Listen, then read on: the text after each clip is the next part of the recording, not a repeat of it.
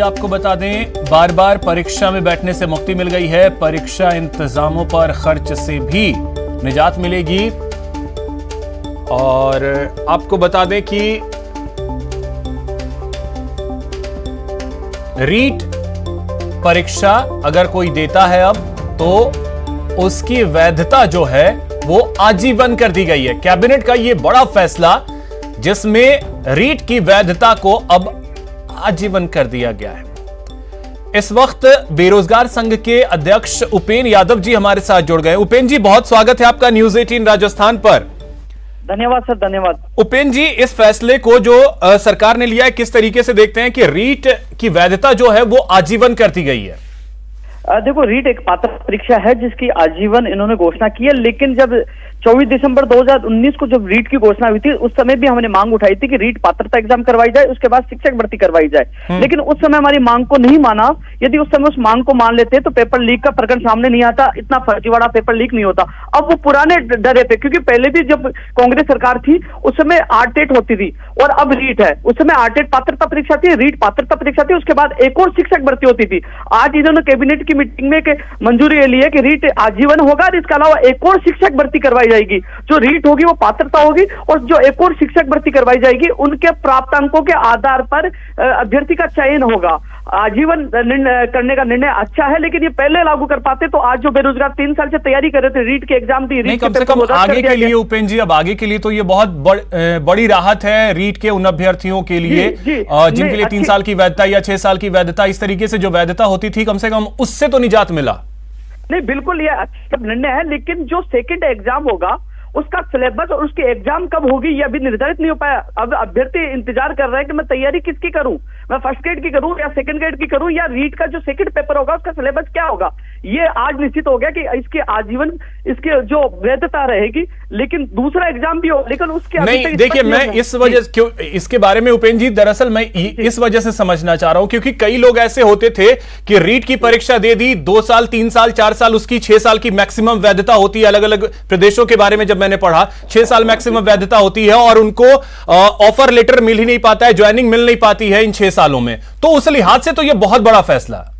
नहीं, अच्छा फैसला, बड़ा फैसला है। ये पात्रता परीक्षा है। दिक्कत वो थी कि आजीवन कर देते और रीट के माध्यम से एग्जाम करवाते, वो मेरिट बनती ना, तब दिक्कत होती है कि एक व्यक्ति का बार बार चयन होता है। लेकिन पात्रता परीक्षा है, किसी को बार बार एग्जाम नहीं देनी पड़ेगी और उसके बाद वो शिक्षक भर्ती दे पाएगा, यानी कि आजीवन एक बार ही पास करना पड़ेगा, फिर उसके बाद वो शिक्षक भर्ती की तैयारी करेंगे। तो निर्णय तो अच्छा है, लेकिन ये निर्णय राज्य सरकार को 2019 में ले लेना चाहिए था, जिससे ये जो पेपर लीक वाला मामला आया। क्योंकि पात्रता परीक्षा होगी, यदि कोई पेपर लीक भी करता है, कोई गड़बड़ी भी करता है, तो उसको सेकंड एग्जाम तो देनी पड़ेगी, तैयारी तो करनी पड़ेगी, यानी कि इसमें छट जाएंगे, काफी लोग बाहर हो जाएंगे। फैसला ये भी लिया गया कि प्राथमिक एवं उच्च प्राथमिक शिक्षकों की भर्ती के लिए जो प्रतियोगी परीक्षा है वो होगी।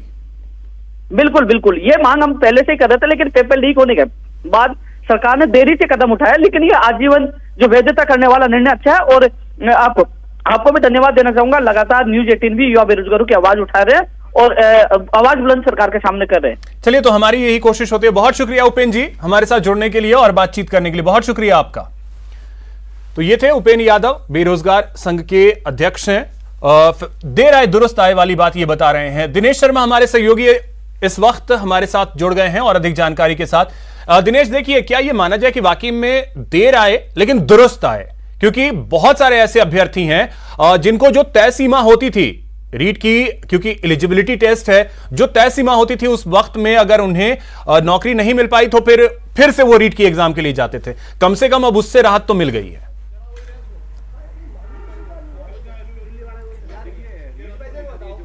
अब बिल्कुल अभिषेक, देखिए, बड़ी राहत है क्योंकि बार बार परीक्षा नहीं देनी पड़ेगी। रीट जो है अब केवल पात्रता परीक्षा बनकर रह जाएगी। रीट स्क्रूटनी की तरह हम इसे कह सकते हैं कि स्क्रूटनी एग्जाम रहेगी, लेकिन रीट क्वालिफाई करना जो है वो जरूरी होगा। लेकिन शिक्षक भर्ती जो होगी वो फिर होगी बाद में मेरिट के आधार पर। जो दूसरी परीक्षा आयोजित करवाई जाएगी, पात्रता परीक्षा, उसके आधार पर जो है वो चयन होगा। तो एक बड़ा फैसला, लाखों अभ्यर्थियों से जुड़ा हुआ फैसला, और मांग इसकी उठ रही थी। पहले जो है इसकी रीट जो सर्टिफिकेट है उसकी वैधता है वो 3 साल थी, उसके बाद उसे 7 साल किया गया और आजीवन के लिए ये कर दिया गया है कि आजीवन रीट का प्रमाण पत्र वैध रहेगा। तो एक बड़ी राहत हम इसे कह सकते हैं।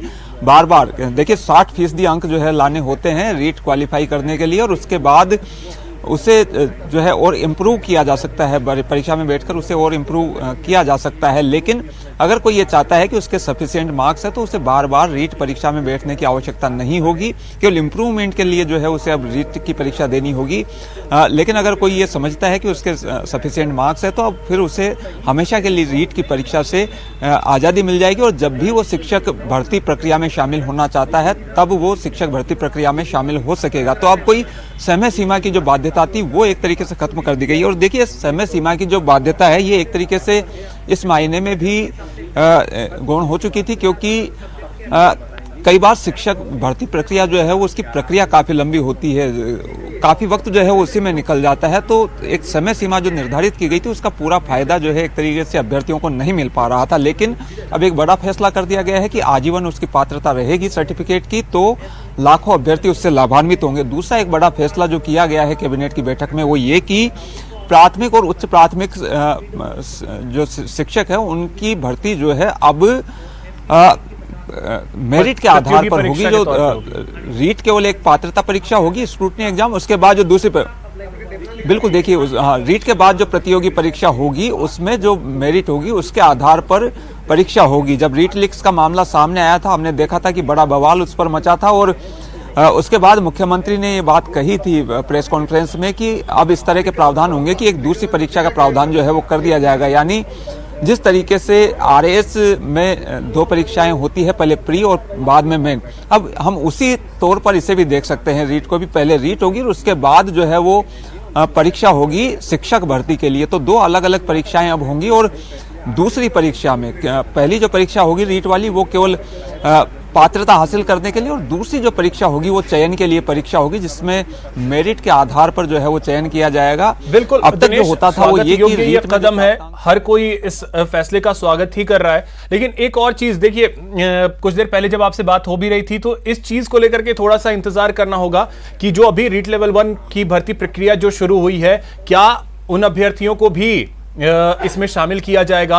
जुलाई में जो परीक्षा होगी वो शामिल होंगे या आगे के लिए होगा? इसको भी थोड़ा सा क्लियर होना जरूरी है।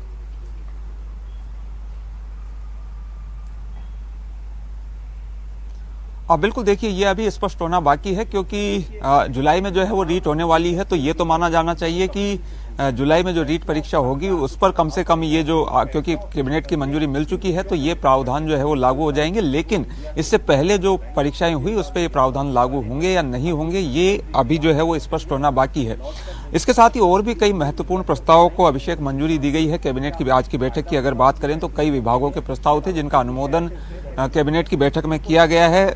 उसमें खासतौर से देखिए, अगर बात की जाए तो भू राजस्व अधिनियम की धारा 90A में संशोधन को मंजूरी दी गई है। ये एक महत्वपूर्ण जो है फैसला है कैबिनेट का। इसके साथ ही 8 शहरों की पेयजल योजनाएं अब जलदाय विभाग को हस्तांतरित की गई है। ये भी एक बड़ा फैसला है।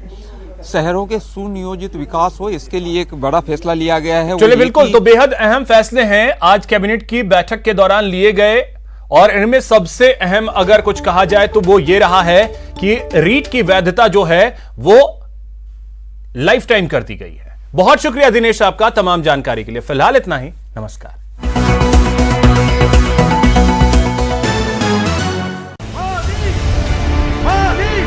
आप देख रहे हैं